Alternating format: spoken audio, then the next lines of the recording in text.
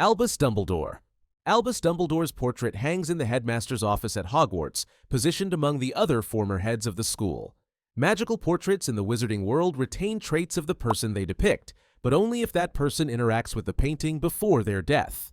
Dumbledore, knowing this, began visiting and imprinting himself into his portrait soon after becoming headmaster in 1956. These regular visits allowed the portrait to absorb his personality, knowledge, and intentions. The result was a highly functional magical representation of Dumbledore that could offer advice, carry out pre-planned instructions, and communicate with others in times of need. After Dumbledore's death, this portrait was instrumental in advising Severus Snape during his tenure as headmaster. It also played a quiet but significant role in Harry Potter's journey, including knowledge related to the Elder Wand and Dumbledore's long-term strategies to defeat Voldemort. The Fat Lady.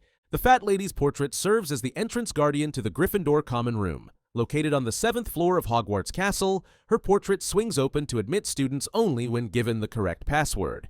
Unlike most magical portraits, she has an active role in school security and student life. The Fat Lady is known to be temperamental, particularly when insulted or disturbed, and has refused entry to students on numerous occasions. After being attacked by Sirius Black during his infiltration attempt in Harry's 3rd year, she temporarily fled her frame, disrupting access to the Gryffindor Common Room. She eventually returned with enhanced protection. Her ability to interact with students and demand passwords makes her one of the most dynamic and practical portraits at Hogwarts. She also has a social life within the portrait network, most notably with another portrait named Violet, highlighting how some painted subjects maintain friendships and personalities over time. Phineas Nigelus Black.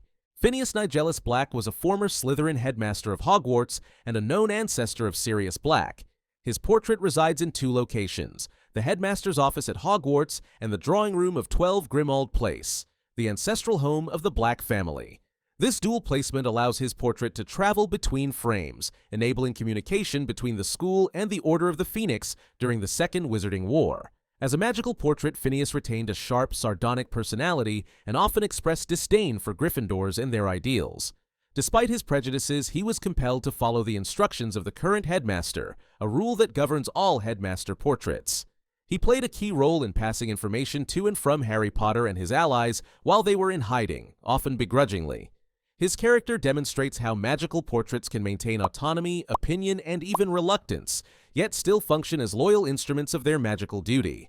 The Bloody Baron. The Bloody Baron, best known as the Ghost of Slytherin House, also has a magical portrait tucked away in the dungeons of Hogwarts.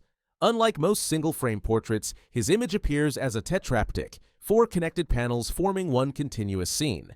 The artwork shows the Baron cloaked in red, drawing a sword from its sheath. This moment hints at a troubled past involving Helena Ravenclaw and a sorrowful end. A former Hogwarts student from the 11th century, the Baron became deeply involved in one of the school's most tragic tales. His portrait is among the oldest in the castle, capturing a story of regret and lingering emotion. While he is best known as a ghost, the existence of his portrait shows that those with strong ties to Hogwarts can be remembered in more than one magical form. The rare 4-panel format also suggests deeper magical or artistic importance. Walburga Black. Walburga Black's portrait is permanently mounted in the entrance hall of 12 Grimmauld Place. As the matriarch of the Black family and a staunch believer in blood purity, her painting is magically bound to the location and cannot be removed or destroyed by conventional means. The portrait is infamous for its violent temperament. When disturbed, Walburga launches into loud tirades filled with slurs against Muggleborns, blood traitors, and anyone she deems unworthy of the Black name. Her outbursts are so intense that a curtain must be kept drawn over the frame to muffle her voice and avoid disruption. Unlike the more cooperative magical portraits in Hogwarts, Walburga shows no interest in aiding others and exists solely as a volatile relic of her family's ideology. Her painting is a unique example of a magical portrait that retains not just memory and personality, but also a powerful magical resistance to removal and silencing, suggesting it was created with dark or binding enchantments. Severus Snape. Severus Snape's portrait is eventually placed in the headmaster's office at Hogwarts, though not immediately after his death. Unlike most former headmasters, his portrait was initially omitted, likely due to controversy over his actions during the Second Wizarding War. It was only later, after Harry Potter advocated for his recognition, that the portrait was added. As with all headmaster portraits, Snape's painting would have required preparation and time spent by the living Snape to imprint his thoughts and personality into it. Once complete, the portrait functions as a magical extension of the man, able to advise future headmasters and interact with the living. The inclusion of his portrait serves as formal acknowledgement of his redemption and sacrifice, despite the polarized opinions surrounding his legacy. While not heavily featured in the original series, his portrait plays a background role in later Wizarding World content such as The Cursed Child, where it offers quiet support from within the magical institution he once led. Ambrose Swott. Ambrose Swott was an 18th century professor who later became headmaster of Hogwarts. Known for his devout religious beliefs, Swott was once a friar before entering the world of magical education. His commitment to faith carried into his magical career, and both of his portraits reflect this pious disposition. One portrait, depicting a younger Swott in a suit, is located along the walls of the grand staircase. The other, a traditional headmaster portrait, resides in the headmaster's office. Both are known to display religious behavior, often seen praying or reading sacred texts. One of his portraits bears the Latin inscription Ora et Labora, meaning pray and work, which is the motto of the Benedictine order. Swatt's presence in the school suggests that religious values once coexisted more openly with magical education. His portraits stand out not for offering counsel, but for representing a rare intersection of magical authority and spiritual practice within Hogwarts history. Anne Boleyn.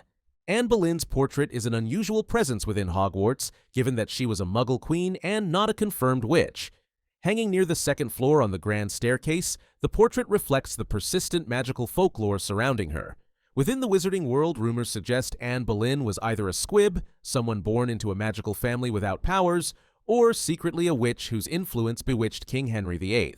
The portrait portrays her as anxious and talkative, often engaging passing students in conversations about her historical downfall and the actions of her husband. She is especially noted for her kindness toward female students, suggesting a subtle feminist sympathy encoded in her characterization. While her magical status is uncertain, the presence of her portrait at Hogwarts highlights the overlap between Muggle and Wizarding history and illustrates how cultural myths are preserved and reinterpreted in magical institutions. Ariana Dumbledore. Ariana Dumbledore's portrait is located not within Hogwarts itself, but in the Hog's Head Inn, which is owned by her brother Aberforth Dumbledore. Unlike most magical portraits, Ariana's does not speak and rarely moves, reflecting her withdrawn nature in life.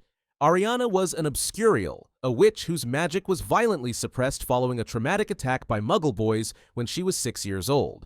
This suppression caused her magic to turn inward and manifest in destructive ways. She died young during a confrontation involving her brothers Albus and Aberforth and Gellert Grindelwald. Although she never attended Hogwarts, her portrait plays a pivotal role during the events of the Second Wizarding War. It conceals and controls a secret passage between the Hog's Head and the Room of Requirement inside Hogwarts, allowing allies of Harry Potter to move in and out of the castle undetected. Ariana's portrait serves not just as a memorial, but as a functional and emotional link between past tragedy and present resistance. Armando Dippet. Armando Dippet served as headmaster of Hogwarts during the 1940s, preceding Albus Dumbledore. His portrait now hangs in the headmaster's office alongside other former leaders of the school. As a Ravenclaw, Dippet is depicted in blue and bronze robes reflecting his house affiliation. During his tenure, Tom Riddle, who would later become Lord Voldemort, was a student at Hogwarts. Dippet's administration was marked by the first known reopening of the Chamber of Secrets, during which the Basilisk was unleashed. Misled by Riddle, Dippet expelled a young Rubeus Hagrid under false charges of endangering the school, a decision that had long-term consequences. His portrait, like all headmaster portraits, is magically animated to provide advice and guidance to future headmasters.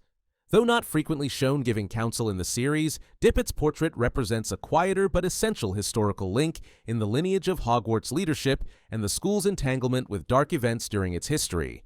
Barnabas the Barmy. Barnabas the Barmy is depicted in a magical tapestry located on the 7th floor of Hogwarts, directly opposite the entrance to the Room of Requirement.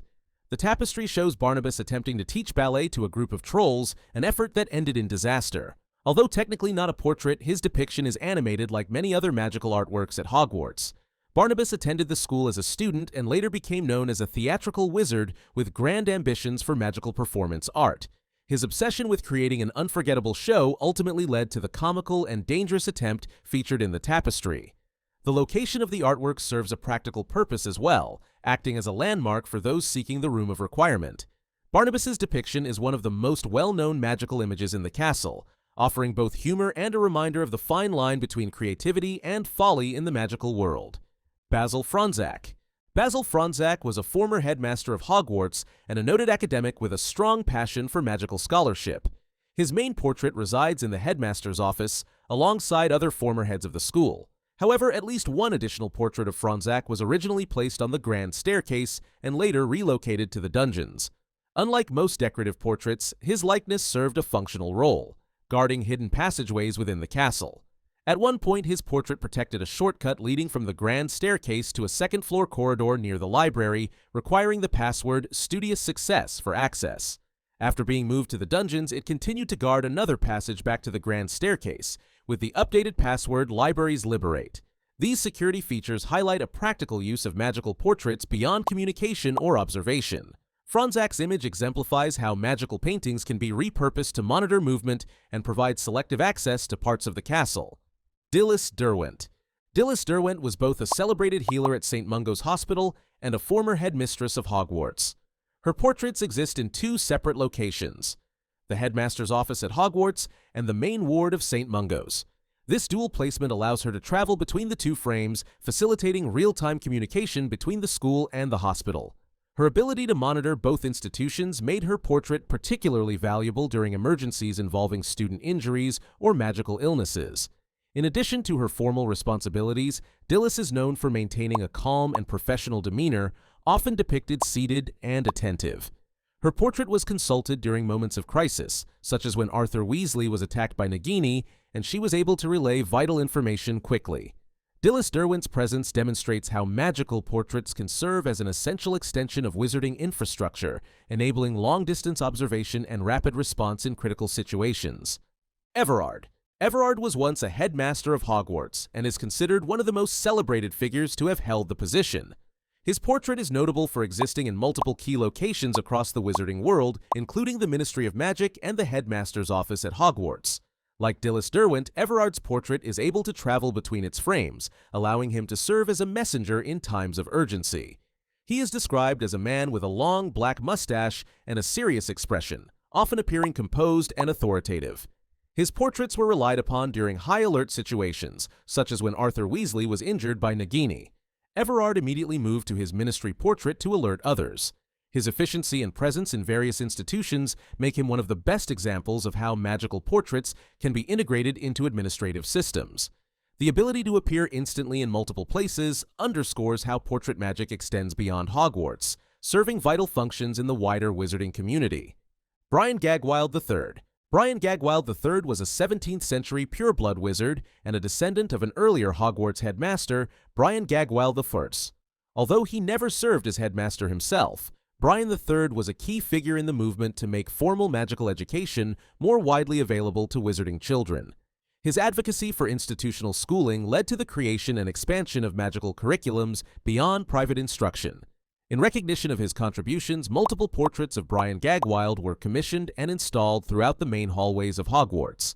Additionally, one of his portraits resides in Malfoy Manor, indicating his continuing relevance to elite wizarding families.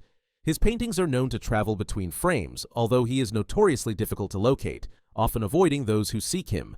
Brian's portrait serves more as a symbolic reminder of educational reform than a practical advisor, but his widespread presence across different wizarding locations reflects a rare level of respect for someone who never held a formal office at Hogwarts. While magical portraits may capture the thoughts and voices of witches and wizards long gone, there's another enchanted object that takes magic off the wall and into the skies. From the clean sweep to the firebolt, let's break down every flying broomstick ever used, built, or banned in the wizarding world.